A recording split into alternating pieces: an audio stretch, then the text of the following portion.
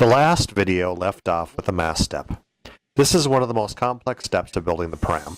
The mast step needs to be cut, beveled to fit against the hull, routed to sit flush against the forekeel, and the socket for the mast cut to the proper rake with the hole saw.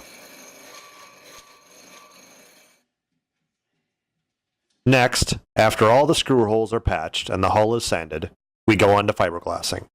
This not only seals the seams, but also reinforces the plywood. First, we spread a fiberglass cloth.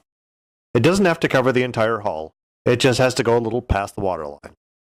We cut a hole around the dagger board and temporarily set it with a little bit of tape. The first layer of resin is applied with broad putty knives. The resin should saturate the cloth until it is transparent, and it takes a pretty good coat. Subsequent layers are applied with rollers until the resin is level with the weave of the cloth. After every few coats, the fiberglass surface is sanded. Protection's a good idea here. I used a bee suit and a respirator.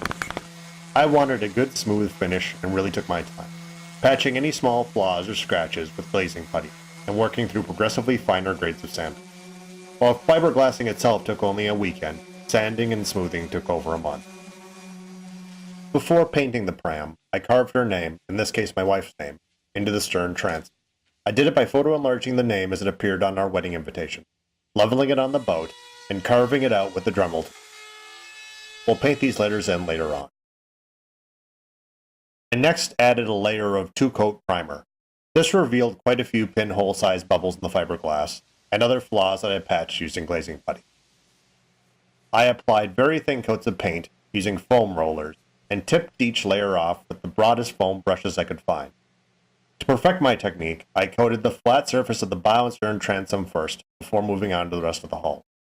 I would do 3 coats in a day, let the paint dry overnight, and then wet sand, prep the surface with steel wool, and clean the area with a microfiber cloth before continuing. Again, this took a little over a month. Before I moved on to the inside of the boat, I painted the name on the stern transom. This required a great deal of attention, but was somewhat easier as I'd already carved out the letters with the Dremel tool. At this stage, I also installed blocks for the oar locks. Each block was made of 2 1/8-inch strips of laminated pine. I chose to install 2 sets so the oars would have someplace to rest while the boat was under sail. The keel was installed along the Pram center line. The keel was painted and the hull touched up before a brass rope rail was installed. This required drilling and countersinking the rail every 6 inches. I filled all the seams on the inside with a mixture of resin and fiberglass fibers, filled any cracks with Bondo, and sanded thoroughly before moving on to paint the inside. Once again, this is done layer by layer and probably took around 2 weeks. This wasn't it by a long shot.